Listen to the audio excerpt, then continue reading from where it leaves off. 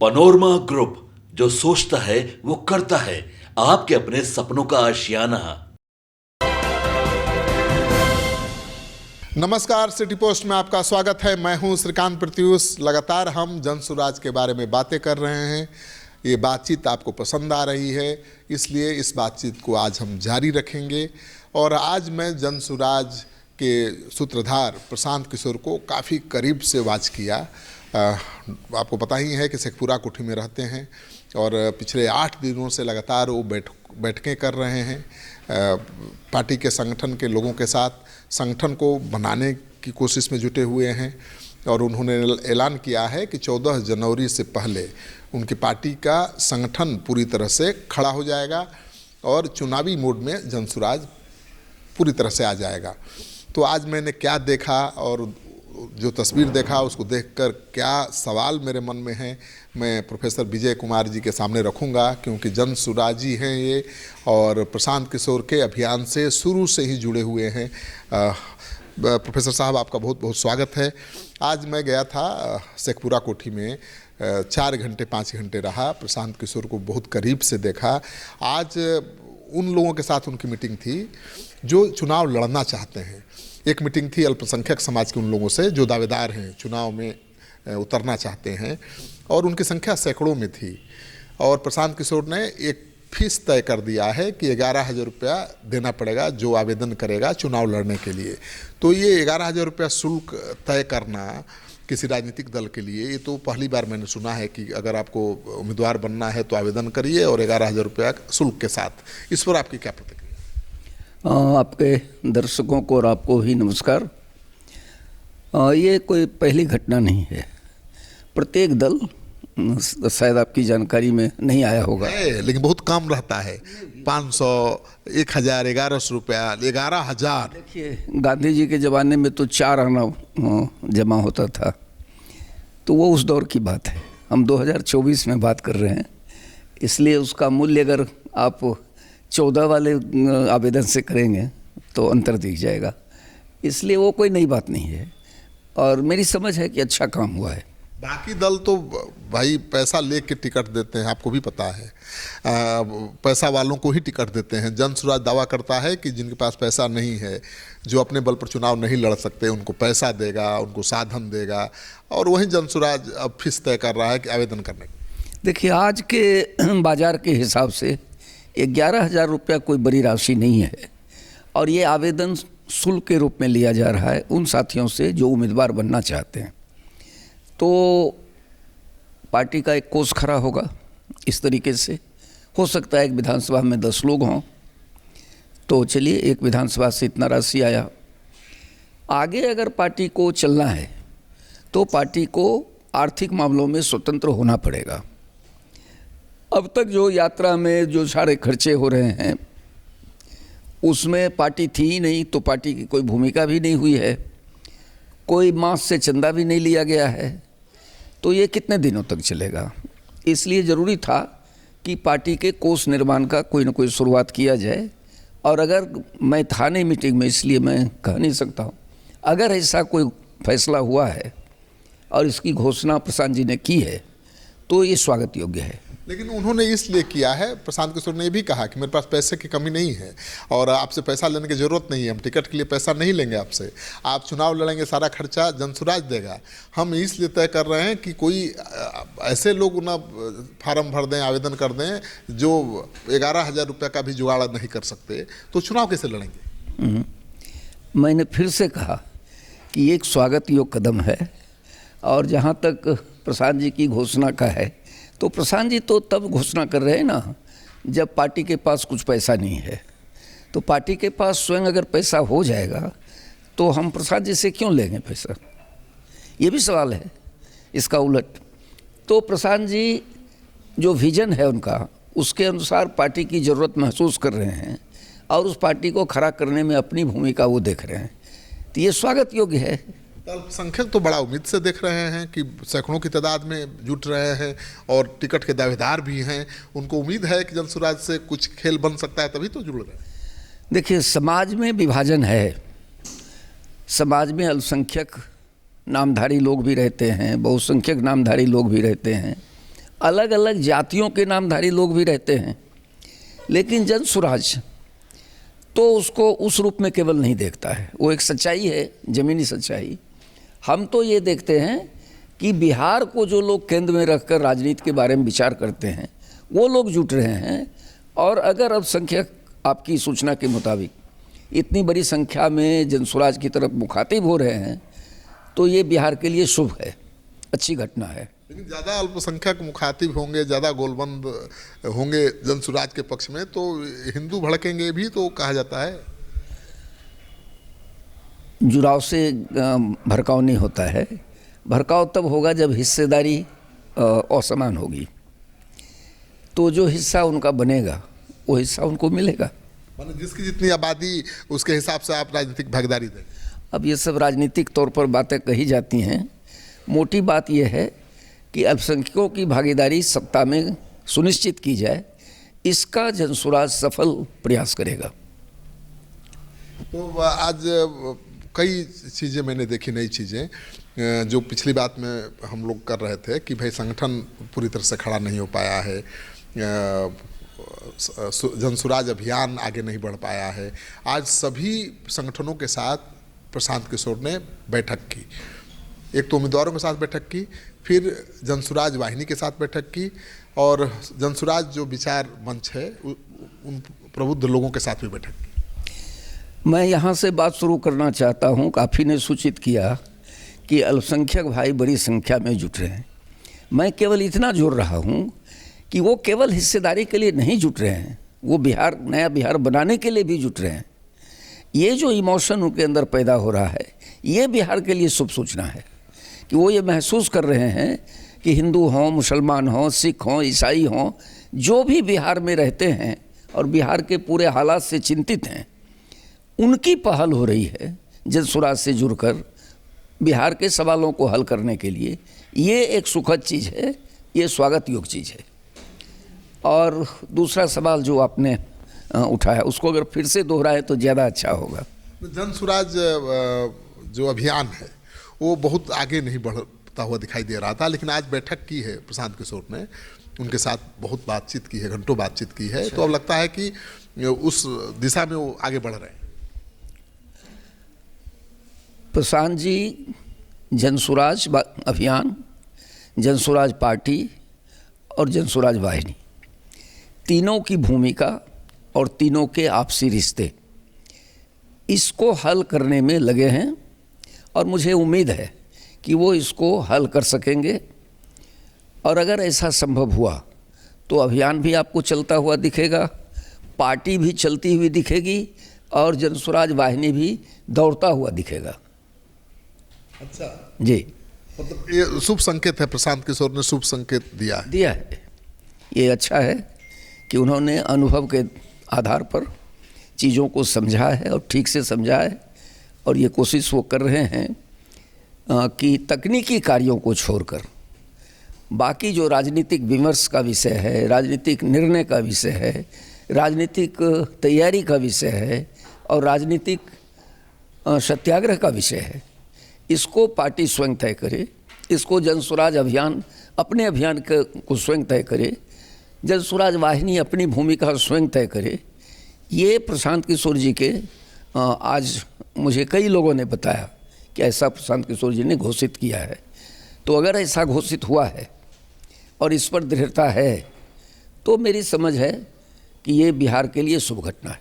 आज भी बहुत अभिमान दिख रहा था, लोग उनके विरोधी अभिमान ही कहेंगे, कि प्रशांत किशोर कह रहे थे कि अभी 4 उपचुनाव में हारे हैं तो लोग कह रहे हैं कि टाँ फीस हो गए, लेकिन ये तो एक प्रयोग था और वो इस प्रयोग को सफल भी मान रहे हैं, बहुत कुछ सीखा इससे, और 10% वोट लाया, ये सारी बातें कर रहे थे, और बोले कि मार्च तक पूरा बिहार धुआं धुआं हो जाएगा, ऐसा प्रचार करें। देखिए, हमको एक बात बताइए कि हम पहलवानी के लिए मैदान में उतरे हैं, तो आप क्या सोचते हैं कि हम पहले से कह दें कि हम हार रहे हैं?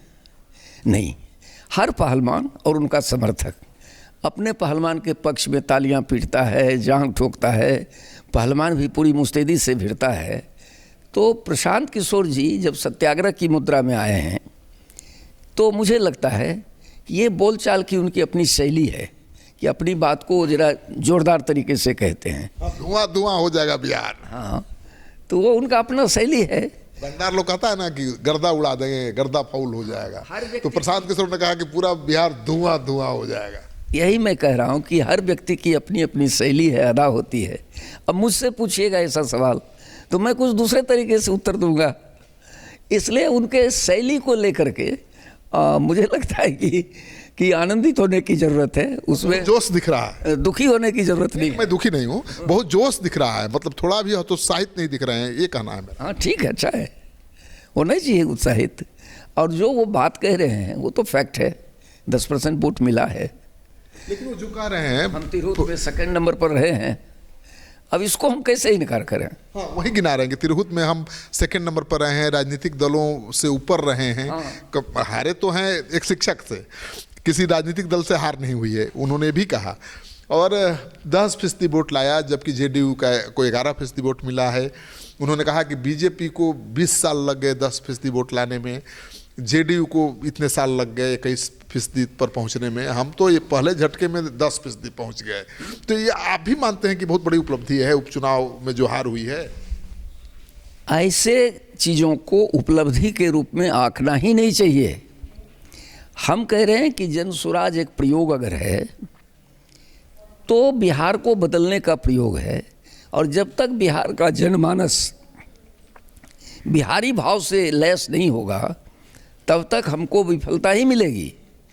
तो उसमें इतना ही समझने की ज़रूरत है, मूल्यांकन की ज़रूरत है कि हम अभी 100% बिहारी भाव पैदा करने में विफल हैं। तो क्या 25 तक कर लेंगे आप? इतना जल्दी हो जाएगा? ये छोटा काम है। हमारी कोशिश तो है कि जब हम मैदान में दौर में उतरे हैं और दरोगा की बहाली में हमको चुनना है, चुनाव में आना है, तो हमको ये तो टारगेट रखना ही पड़ेगा ना कि तय समय में हम कूदें, दौड़ें। तो हम दौर से बाहर क्यों रहे?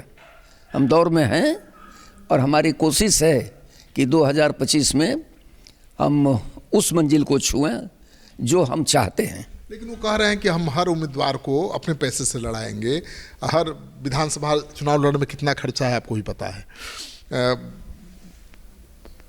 बहुत कंजूसी से भी कोई विधानसभा चुनाव लड़ेगा तो 2 करोड़ रुपए से कम खर्चा नहीं है। ये इतना पैसा कहाँ से लाएंगे प्रशांत किशोर? प्रशांत किशोर जी जब कहते हैं कि हम अपने पैसे से लड़ाएंगे तो उसमें से एक भ्रम पैदा हो जाता है कि प्रशांत किशोर जी निजी पैसा देंगे। निजी पैसा उनकी कमाई है, उनके पास हुनर है, वो अलग चीज़ है। लेकिन प्रशांत किशोर जी ये भी कह रहे हैं ना कि हम मास फंडिंग करेंगे, तो लोगों से मांगेंगे, समर्थकों से मांगेंगे, जो समर्थ लोग हैं उनसे मांगेंगे, बिहार को लेकर जो लोग चिंतित हैं, जिनके पास धन है, उनसे मांगेंगे। हम तो मास फंडिंग के लिए सामने आ ही रहे। एक बार अपील भी हमने किया था। उनको तो ऐसा उम्मीदवार चुनना चाहिए जो खुद मजबूत हो, अपने बल पर भी चुनाव प्रचार करने का दमखम रखता हो, अपने गाड़ी में अब खुद तेल भरा सकता हो। अभी तो ऐसे ऐसे उम्मीदवार उन्होंने चुने हैं जो अपना गाड़ी का पेट्रोल का पैसा भी उनको मांग रहा था, अपने दफ्तर में चाय का बिल भी भेज रहा था, उस विफरे भी हो कि भाई ऐसा मत करिए। देखिए, उम्मीदवार चयन की एक ही कसौटी है कि हम सही लोगों को चुनेंगे, सही सोच वालों को चुनेंगे। तो सही लोग का मतलब जो है वो बहुत स्पष्ट है, और सही सोच का भी मतलब स्पष्ट है। जो बिहार की पीड़ा से परेशान हो, उससे मुक्ति बिहार को दिलाना चाहता हो। उम्मीदवार पैसे वाले भी हो सकते हैं, तो प्रशांत जी ने कहा कि पैसे वाले को भी हम पैसा देंगे, हो सकता है। सही लोग वहाँ भी मिल सकते हैं, पैसे वालों से घृणा क्यों किया जाए? वो भी हो सकते हैं सही लोग, सही सोच हो सकता है। और ऐसे साथी भी हो सकते हैं जिनके पास बहुत धन का अभाव हो और वो उम्मीदवार बनने लायक हों। तो वैसे साथियों के लिए प्रशांत जी कह रहे हैं कि उनके लिए हम पैसा जुटाएंगे, पार्टी जुटाएगी। ये बहुत बड़ी चुनौती बन जाएगी। सब लोग तो इसीलिए लड़ना चाहते हैं चुनाव, या दावेदार हैं चुनाव लड़ने के कि भाई लड़ेंगे तो 1 करोड़ रुपया मिल जाएगा, कुछ बचा भी लेंगे और कुछ से चुनाव भी लड़ लेंगे। इसको अगर दूसरे तरीके से देखिए कि आज चुनाव में जिस तरह से पैसे का वारा न्यारा पॉलिटिकल पार्टियां करती हैं, उनके कैंडिडेट्स करते हैं, उनके समर्थक करते हैं, कम से कम वो बीमारी जनसुराज में नहीं पैदा होगी। कहीं एक जगह से अगर फंडिंग होगा पार्टी की ओर से ही, तो पार्टी उसके लिए अकाउंटेबल होगी। लेकिन अगर अलग अलग तरीके से पैसे आएंगे तो जो हमारे उम्मीदवार होंगे उनको पैसा देने वालों का कर्ज भी अदा करना पड़ेगा, और कर्ज अदा होगा नीति के रूप में, तो फिर बिहार बनाने का सपना ही खत्म हो जाएगा। इसलिए बहुत स्पष्ट लाइन है कि जिन साथियों को हम उम्मीदवार बनाएंगे अगर वो अर्थाभाव में हैं तो उनके लिए फंड जुटाने का काम भी हम करेंगे। खर्चा कितना होगा नहीं होगा ये तो आकलन का विषय है। आपका कहने का मतलब ये है कि जो नेता होते हैं लोगों से सहयोग लेते हैं या बड़ी कंपनियों से, बड़े लोगों से पैसा लेते हैं चुनाव लड़ने के लिए, तो उनके हित के खिलाफ, हित को ध्यान में रखकर नीतियां बनाते हैं, कानून बनाते हैं जिसका लाभ उठाते हैं। प्रशांत किशोर चाहते हैं कि नहीं भाई, तुम किसी से मत मांगो, तुम्हारे खर्चा की व्यवस्था जनसुराज करेगा, तुम केवल नीति देश के हित में बनाओ। जनसुराज तुम्हारे खर्चे की व्यवस्था करेगा, और जब हम व्यवस्था कर रहे हैं तो तुमको जनसुराज के नीतियों को आगे बढ़ाने के लिए काम करना है। और नीति बहुत स्पष्ट है कि हमको बिहार के उन तमाम लोगों के लिए काम करना है जिनके पास आज तक विकास नहीं पहुंचा, उनके लिए काम करना। कमज़ोर लोगों के बीच जाना है, उनको आगे लाना है, जो पलायन कर रहे हैं उनको देखना है, सामाजिक सुरक्षा से जो मरहूम हो रहे हैं उनको आगे लाना है, खेती किसानी में जिनकी परेशानी बढ़ रही है उनको आगे लाना है, उनकी मदद करनी है। ऐसी नीतियां बनाने के लिए हम आपको चुनाव में मदद कर रहे हैं। नहीं तो राजनीति में ईमानदारी तो एक यूटोपिया की तरह दिखता है प्रोफेसर साहब। अब मैं एक दूसरा प्रश्न अगर आपसे करूं कि बेशक राजनीति में यूटोपिया है, सब चीज़ मान लेते हैं आपकी बात, हम आपसे ज़्यादा क्रिटिकल होके कह रहे हैं कि 99% लोग उसी तरह के हैं, तो क्या सोचते हैं हमारे जैसे लोग भी यही बात करें कि जहाँ से हो वहाँ से साधन प्राप्त करो, भ्रष्टाचार बढ़ा के भी पैसा लाना हो तो लाओ। ऐसा करना हमारे जैसे लोगों के लिए अनुकूल होगा क्या?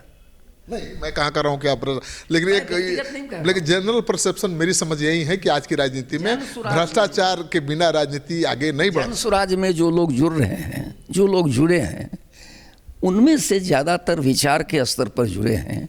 मैं उन सब विचारवान लोगों की तरफ से आपसे निवेदन कर रहा हूँ कि क्या हम लोग जनता से अपील करें कि सर्वाइव करने के लिए भ्रष्टाचार बढ़ाना है?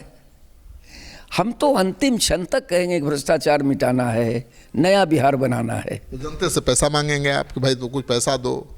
निश्चित रूप से, और हम आदत लगाएंगे उम्मीदवारों में भी कि जनता के पैसे पर जीना सीखो। एक कदम दर कदम चीज़ें होंगी। अभी तो केवल ये हुआ है कि भाई लड़का देख लिए हैं, चुन लिए हैं, अब जरा तिलक उलक हो जाए, मंगनी उंगनी हो जाए तो फिर देखेंगे, शादी वादी का डेट तारीख करेंगे, फिर सोचेंगे कि खाना खर्चा कैसे जुटेगा, क्या होगा। लेकिन खाना खर्चा के अभाव में अब लड़की की शादी ही रुकी रहे, ये कैसे स्वीकार किया जाए? लेकिन प्रोफेसर साहब एक बड़ा ऐलान किया है प्रशांत किशोर ने, वो लगता है कि उन्हीं के लिए चुनौती बनेगा। उन्होंने कहा कि जून तक अपना सारा उम्मीदवार तय कर देंगे 243 सीट का। आपको पता है कि जेडीयू को 100 से ज़्यादा सीट नहीं मिलेगी, बीजेपी भी 100 से ज़्यादा सीट पर नहीं लड़ पाएगी, एलजेपी 20, 25, 30 सीट लड़ेगी, जीतन राम मांझी 10 लड़ेंगे, उपेंद्र कुशवाहा 10 लड़ेंगे, आरजेडी भी 120-30 से ज़्यादा पर नहीं लड़ पाएगी। आपकी पार्टी 243 सीटों पर लड़ रही है। उम्मीद की जा रही थी कि उन्हीं स्थापित दलों के बड़े नेता जिनको टिकट नहीं मिलेगा आपकी तरफ रुख करेंगे, तो आखिरी क्षण में करेंगे, आप पहले ही पहलवान फाइनल कर देंगे, तो फिर मजबूत नेता या उम्मीदवार आएगा तो उसको कैसे एकोमोडेट करेंगे? अगर केवल इतना ही हो शर्त कि वहाँ निराशा होगी तो यहाँ हम स्वागत करेंगे, तो फिर जनसुराज बनाने की, बिहार को बदलने की बात कहने की ज़रूरत कहाँ थी? हम बिहार को बदलने की बात कर रहे हैं, जनसुराज की बात कर रहे हैं, जनता के सुंदर राज की कल्पना कर रहे हैं, तो हमको इस बात के लिए सचेत रहना पड़ेगा कि बेहतर लोग आएँ। और अलग अलग दलों से भी, मैं उनकी बात नहीं कह रहा हूँ किसको कितना सीट में, ये उनका आंतरिक मामला है, लेकिन मैं ये नहीं मानता हूँ कि अलग अलग दलों में सभी के सभी बेईमान लोग हैं, ऐसा मैं नहीं मानता हूँ। और उस तरह के लोग भी होंगे, और अगर वो जनसुराज की तरफ आएंगे तो किसी भी व्यक्ति को उनका स्वागत करना चाहिए। बीजेपी, आरजेडी, जेडीयू से सैकड़ों की संख्या में नेता आपके दल में आ जाएं केवल टिकट पाने की उम्मीद में, तो आपका जन स्वराज का स्वरूप जो है वो रह पाएगा? भाई कार्यकर्ता तो आ ही रहे हमारे पास, उनको हम ले ही रहे हैं। कौन जानता है कार्यकर्ता में से उम्मीदवार नहीं बनेगा? वही बात हो जाएगी कि ममता बनर्जी की पार्टी में सारे सीपीआई के कैडर चलेगा। राजनीतिक दलों की स्थिति इसलिए बुरी हो गई है कि वहाँ पर जो कार्यकर्ता है वो कार्यकर्ता सम्मान से के डिक्शनरी से हटा दिए गए हैं। उनके हिस्सेदारी का सवाल भी हल नहीं हो रहा है। तो बहुत सारे कार्यकर्ता हैं राजनीतिक दलों में भी जो बहुत ही निराश हैं, परेशान हैं। वो खुद भी सोच रहे हैं कि बिहार किस दौर में चला गया, किस हालत में है। तो ऐसे जो लोग हैं कार्यकर्ता, इसी समाज से आने वाले लोग हैं। और क्यों मान के चलें कि धरती पर सबसे ईमानदार हम ही हैं, बाकी सब बेईमान है? ऐसा हम नहीं मानते हैं, और जनसुराज भी शायद ऐसा नहीं कहता है। उनको इंतजार करना चाहिए उम्मीदवार तय करने के लिए, आखिरी क्षण तक इंतजार करना चाहिए कि अपना पहलवान पहले ही तय कर देना चाहिए? भाई हमने तो घोषित कर दिया कि 30 जून तक करेंगे, तो जिन्हें आना हो 30 जून के पहले आ जाएं, देखेंगे, विचार करेंगे उन पर लोग। लेकिन मैं कोई प्रवक्ता नहीं हूँ, मैं तो केवल अपनी राय दे रहा हूँ कि अगर इस तरह से प्रशांत किशोर ने आज घोषणा की है तो मुझे लगता है कि ये शुभ घोषणा है और बिहार के हित की घोषणा है, जनसुराज के हित की घोषणा है। और जो हजारों हजार कार्यकर्ता जुटे हैं बिहार भर में जनसुराज के साथ, उनको ताकत देने वाली घोषणा है।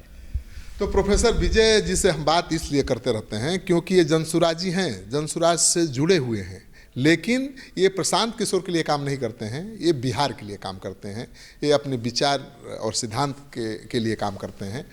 तो ये गांधीयन हैं, गांधी को बहुत करीब से देखा है, समझा है, पढ़ा है, गांधी के ही सिद्धांतों पर, नीतियों पर आगे बढ़ते हैं और वैसी नीति पर आगे बढ़ने वालों का साथ भी देते हैं। तो प्रोफेसर विजय कुमार भले जनसुराजी हैं, प्रशांत किशोर के साथ शुरू से लगे हुए हैं उनके अभियान को सफल बनाने में, लेकिन मैं फिर भी कहूँगा कि इनका मकसद प्रशांत किशोर को जिताना नहीं, प्रशांत किशोर को आगे बढ़ाना नहीं है, बल्कि इनका मकसद है प्रशांत किशोर के जरिए बिहार को बदल देना, बिहार में व्यवस्था परिवर्तन करना। और इसमें किस हद तक कामयाबी मिलेगी ये तो 2025 के चुनाव के बाद ही पता चलेगा।